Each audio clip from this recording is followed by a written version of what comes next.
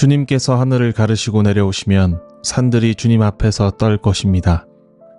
마치 불이 섭을 사르듯 불이 물을 끓이듯 할 것입니다. 주님의 대적들에게 주님의 이름을 알게 하시고 이방 나라들이 주님 앞에서 떨게 하여 주십시오.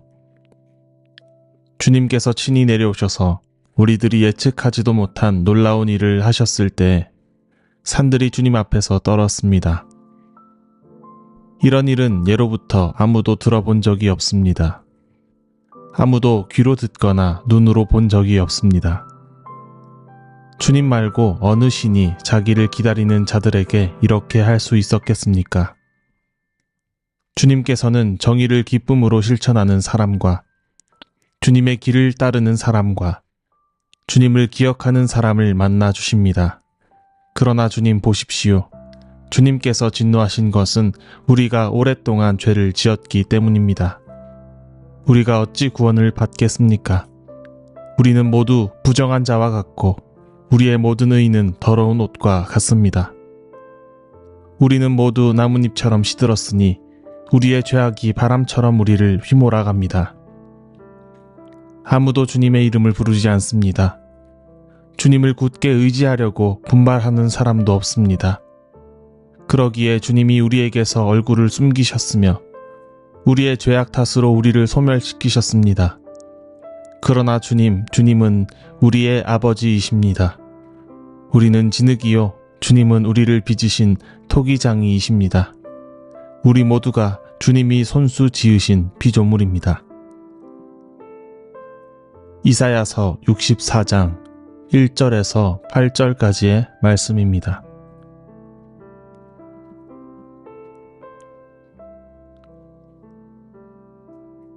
사무엘 베케트의 글 고도를 기다리며 라는 희극은 이상한 인물들과 의미 없는 말로 가득한 도대체가 분명한 의미를 찾아내기 힘든 특이한 작품입니다. 이 작품에는 블라디르미르와 에스트라공이라는 이름의 두 인물이 주인공으로 등장하는데 이들은 고도가 어떻게 생겼는지, 고도에게 무엇을 원하는지, 심지어 고도가 실제로 있는지조차 확신하지 못한 채로 한 도로의 작은 나무 옆에서 그저 고도라는 이름의 사람을 기다립니다. 그러나 책이 끝나기까지 고도는 끝내 등장하지 않고 마무리됩니다. 이 책을 읽으며 우리는 묻게 되지요. 고도는 어떤 사람일까? 고도는 무엇일까? 고도는 어떤 모습으로 나타날까? 과연 고도가 존재하기는 할까?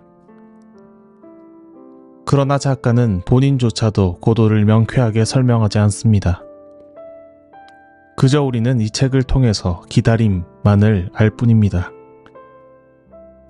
그러나 바로 그 알 수 없는 것을 향한 기다림, 막연한 기다림의 이야기가 고도를 기다리며라는 희극의 핵심입니다. 그래서 어느 한 해설자가 고도는 그저 모든 내재된 기다림이라고 정의하는 것이죠. 그의 정의에 따르면 고도는 모든 것이 될 수 있겠습니다. 자유나 평화가 될 수 있고 신이나 이데올로기가 될 수도 있으며 혁명이나 유토피아가 될 수도 있습니다. 그뿐인가요? 각자 다른 것을 바라고 기다리며 살아가는 까닭에 고도는 때로 성공한 자신의 모습이 될 수도 있고 화목하고 단란한 가족의 형태일 수도 있으며 심지어 혹자에게는 무너진 세계 또는 죽음일 수도 있습니다. 고도는 온갖 가지의 기다림의 대상으로 사용될 수 있는 까닭입니다. 그렇다면 여러분의 고도는 무엇인가요? 오늘의 본문은 대림절기에 그리스도의 탄생을 기다리며 자주 묵상하는 본문입니다. 본문에는 구원자에 대한 간절한 기다림이 드러난 까닭입니다. 본문의 화자는 암울한 현실 속에서 구원자를 찾고 있습니다. 지금까지 이사야서를 읽으며 이해했던 바와 같이 제국들의 억압을 받는 현실 속에서의 막연한 기다림이지요. 화자가 말하는 현실은 참담합니다. 그들을 지배하는 제국들의 모습은 꼭 산과 같습니다. 크고 강대하며 높고 단단합니다. 거대한 산 앞에 선 일개의 사람이 무력하듯 제국의 앞에서 그의 분투는 무의미한 아우성 같습니다. 그러나 그는 기대하지요. 언제고 주님이 하늘을 가르고 내려와서 지푸라기 태우듯 물을 끓이듯 그 단단한 것들을 녹여 평지가 되게 할 분이라고요. 신이 인간을 위해 강림하시는 것, 그것이 어찌 가당한 일이겠습니까? 어느 신이 그 같은 일을 하겠습니까? 그러나 화자는 말할 수 있습니다. 그는 하늘을 가르고 오실 것이라고요. 왜냐하면 그들의 신앙과 이야기 속에서 이미 일어난 일이기 때문입니다. 친히 신의 산에 내려오셔서 출애굽을 이끄셨던 주님의 이끄심을 그들의 신앙의 조상이 고백했고 그 또한 고백의 주인 되신 주님을 믿기 때문입니다. 그러나 주님을 기다리는 그가 마주한 현실은 어떨까요? 본문은 말하죠. 5절과 6절입니다. 주님께서는 정의를 기쁨으로 실천하는 사람과 주님의 길을 따르는 사람과 주님을 기억하는 사람을 만나 주십니다.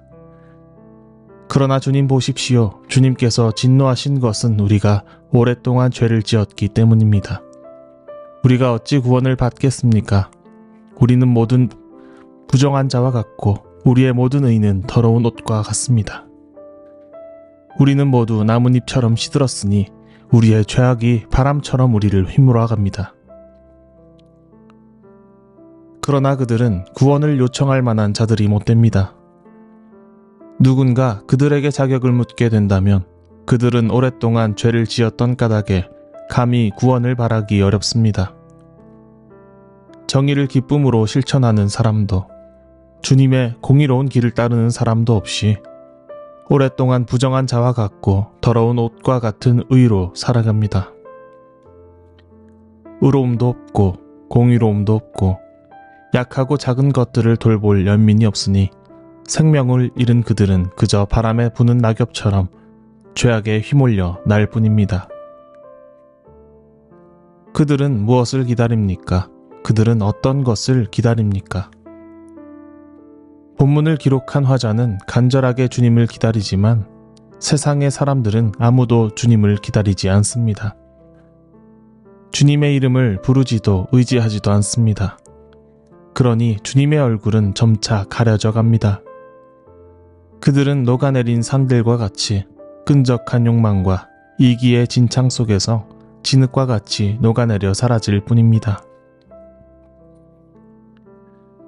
여러분의 고도는 무엇인지 물었을 때, 당신의 고도가 무엇인지 물었을 때, 그 고도가 정의를 기쁨으로 실천하는 사람이 되는 것과 주님의 길을 따르는 사람이 되는 것과 주님을 기억하는 사람이 되는 것에 있지 않다면 그들의 이야기는 또한 우리의 이야기입니다. 크고 강대하며 높고 단단한 산들이 녹아 흐를 때 같은 자리에서 녹아내려 사라질 것이라는 예언입니다. 주님의 얼굴이 숨을 것이며 우리가 소멸하고야 말 것이라는 말씀입니다. 8절은 이렇게 말합니다. 그러나 주님은 우리의 아버지이십니다. 우리는 진흙이요 주님은 우리를 빚으신 토기장이이십니다. 우리 모두가 주님이 손수 지으신 피조물입니다.